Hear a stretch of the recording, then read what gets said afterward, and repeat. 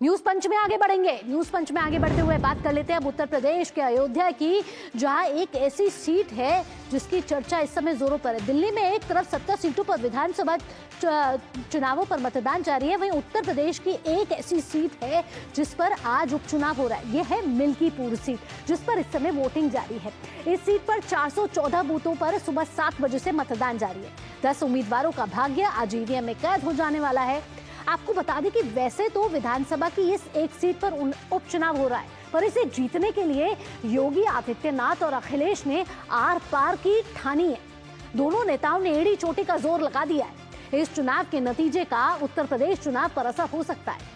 साल 2027 में उत्तर प्रदेश में होने हैं विधानसभा चुनाव, और उससे पहले मिल्कीपुर सीट एक अहम सीट है, क्योंकि ये सीट प्रतिष्ठा की सीट बन गई है।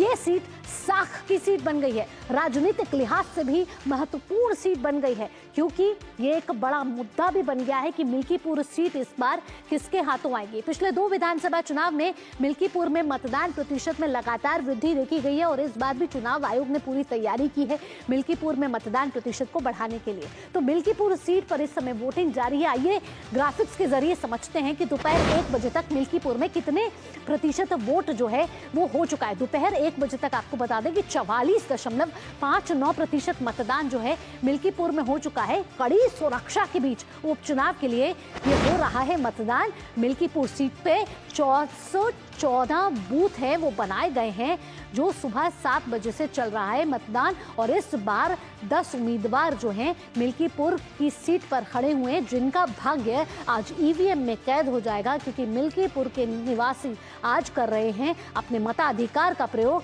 लगभग आपको बता दें 3,70,000 मतदाता हैं जो आज अपने मताधिकार का प्रयोग कर रहे हैं। उपचुनाव में 10 उम्मीदवार इस बार चुनावी मैदान में है, जिनके बीच दिख रही है कड़ी टक्कर, लेकिन महामुकाबला जो है वो सपा और बीजेपी के बीच में है, जिसमें दिख रही है साख की लड़ाई, आर पार की लड़ाई, नाक की लड़ाई। जी हाँ, बीएसपी ने उपचुनाव लड़ने से कर दिया था इनकार, यानी कि बीएसपी इस मिल्कीपुर की सीट से है बाहर।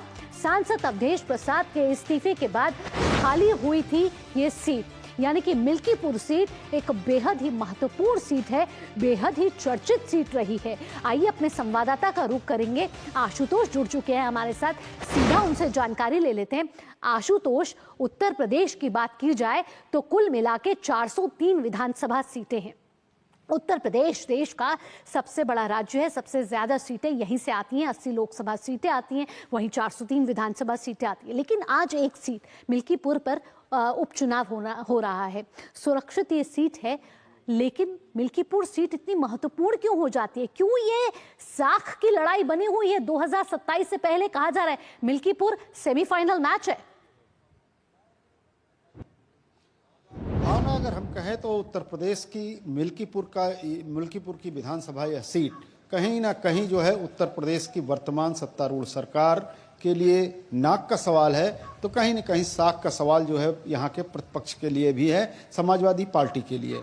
अगर इसकी थोड़ी सी हम हिस्ट्री में जाएं, थोड़ा सा बैकग्राउंड में जाएं, तो जिस तरीके से लोकसभा के चुनाव हुए थे, उन लोकसभा के चुनाव के दौरान जिस तरह से अभूतपूर्व समर्थन खासतौर पर अयोध्या में भारतीय जनता पार्टी को मिलना चाहिए था, या भारतीय जनता पार्टी उसकी उम्मीद कर रही थी, उसमें जो है उसको मात खानी पड़ी थी। और अयोध्या की सीट उस स्थिति में, जबकि भारतीय जनता पार्टी ने दावा किया कि उसने भगवान श्री राम के प्राण प्रतिष्ठा का मार्ग प्रशस्त किया था, 500 सालों के इतिहास को फिर से स्थापित करने में कहीं न कहीं सफलता मिली थी। यही कारण था कि अयोध्या की सीट जो है भारतीय जनता पार्टी अपनी सीट मान करके चल रहा था, लेकिन कहीं न कहीं भारतीय जनता पार्टी से चूक हुई और यह सीट समाजवादी पार्टी के खाते में गई। और जब समाजवादी पार्टी के खाते में गई, तो जिस तरह से पिछले संसद के सत्र के दौरान हमने देखा है कि अवधेश प्रसाद जो यहाँ से सांसद हैं समाजवादी पार्टी के, वो समाजवादी पार्टी के अध्यक्ष अखिलेश यादव के बगल में सबसे आगे की सीट पर बैठा करते थे।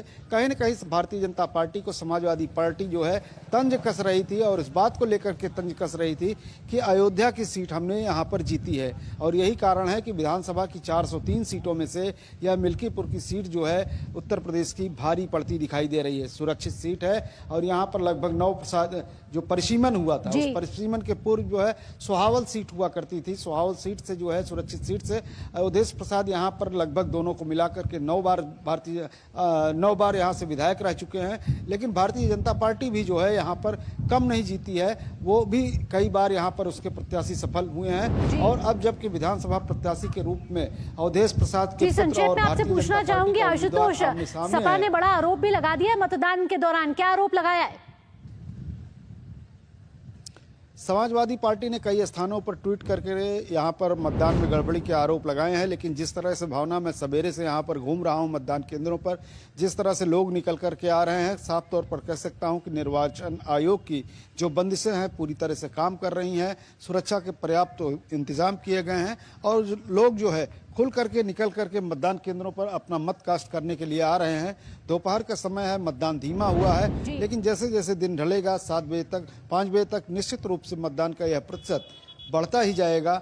और यह बढ़ा हुआ मतदान प्रतिशत किस पार्टी की झोली में जा रहा है यह समय बताएगा 8 तारीख को जब मतगणना होगी।